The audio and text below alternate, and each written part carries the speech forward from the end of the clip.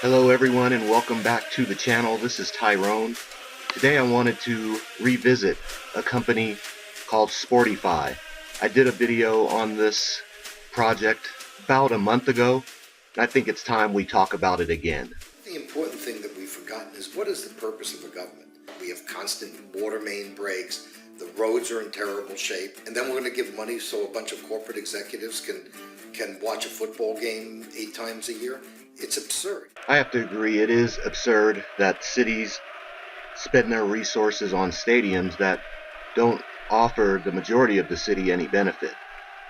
SportyFi, I believe, has a solution to that, whereas a team can utilize the SportyFi platform and offer fans, citizens who would like to participate in the purchasing of the stadium an opportunity to put their funds up and to reap in the benefits and the profits of the stadiums.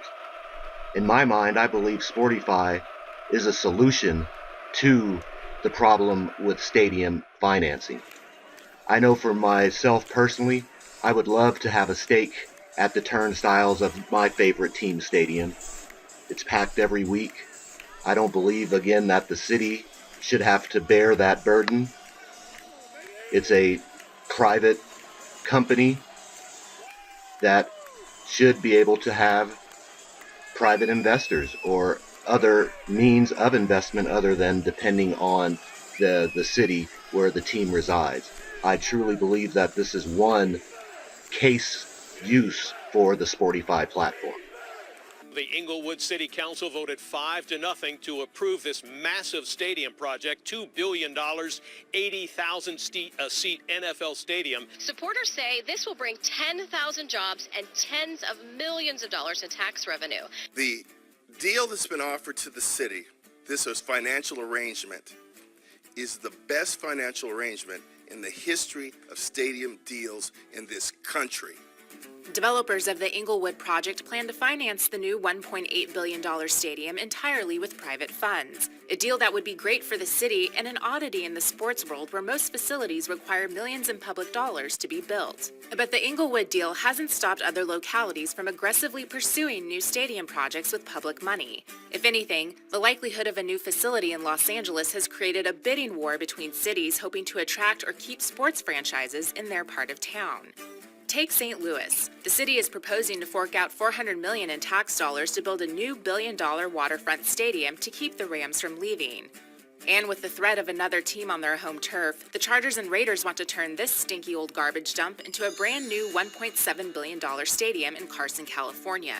While details of the plan have yet to be released, it's been reported that the financing would be similar to the 49ers Stadium in Santa Clara, which was fronted $621 million in construction loans paid for with public money.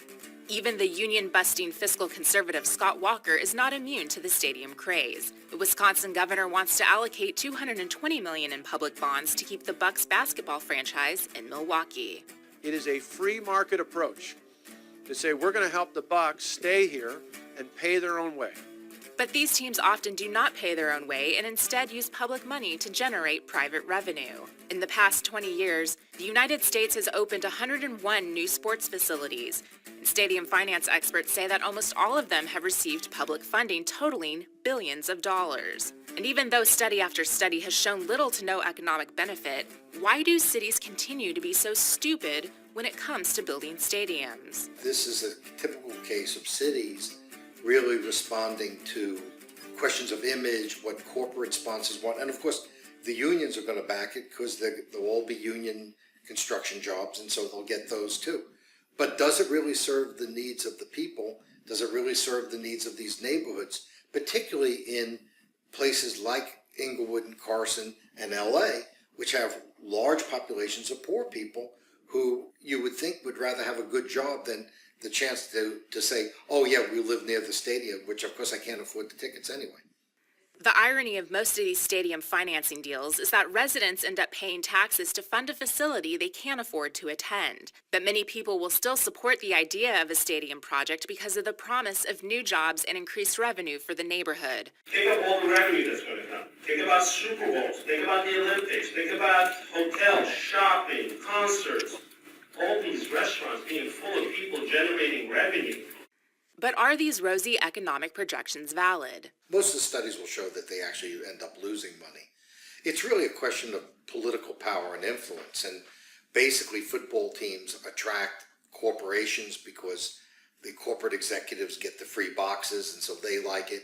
Having a stadium, it may bring some business and residual business, but most people, when they go to a sports event, they eat at the stadium. They don't hang out at the restaurants in the downtown area. And so I just think that this is sort of a fanciful approach towards economic development instead of building really good jobs. And except for the construction, the jobs created by stadia are generally low wage, occasional work. Again, occasional lies in 16 times a year. It's been shown time and time again that stadiums are poor public investments. And with so many cities strapped for cash, perhaps it's time that taxpayers stop paying for them. Now, a lot of the inception or adoption of this process in America with a lot of money might be more difficult, but there are football, soccer leagues, basketball leagues all over the world that need funding for stadiums. These pictures that are on the screen now are of the Icelandic League. So they play soccer, football in Iceland, in Norway, and a lot of these teams would like to refurbish, expand their stadiums, their facilities for their players so they can attract better players to improve their team. Through SportyFi, you as a fan, as a supporter of that club, can help to fund those projects for the team through the platform, and through that investment, you will be able to participate in the profits of that stadium.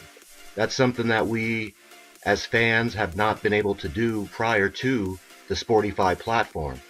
SportyFi is giving power of sport back to the people, taking the opportunity to invest in teams, in clubs, in your favorites around the world, taking that power out of the hands of a few, and again, giving the power back to the people. The spectacular Roberto Carlos RC3 is now the partnership manager for the SportyFi team. He will be a great ambassador, in my opinion. As you can see from his highlight reel here, that the guy has done nothing but spectacular work in his endeavors. I believe that with his mindset, with his reputation, that he will be able to secure partnerships going forward for SportyFi. And I do believe that this stadium angle is one that you should consider if you are considering SportyFi as an investment. There are many teams in the world, many different types of sports where they need funding, again, to improve the quality of their team, to attract better players, to make the entire experience better for everyone. SportyFi is going to give that opportunity to teams, to fans, to the people. I am bullish on SportyFi, as you can tell. It is currently trading about 40 cents. I believe that in a year, with its limited circulating and total supply, that SportyFi will be worth a lot more than 40 cents in 12 months from today. There is talk of SportyFi being listed on Binance soon, and if that happens, that will do nothing but to give the company more exposure and again to raise the price of the token. Look more into SportyFi. This is one update on the potential of stadiums for teams and for fans, and I will be updating more on SportyFi in the days to come. Again, this is Tyrone, CryptoCurrency Alerts. You have a wonderful day.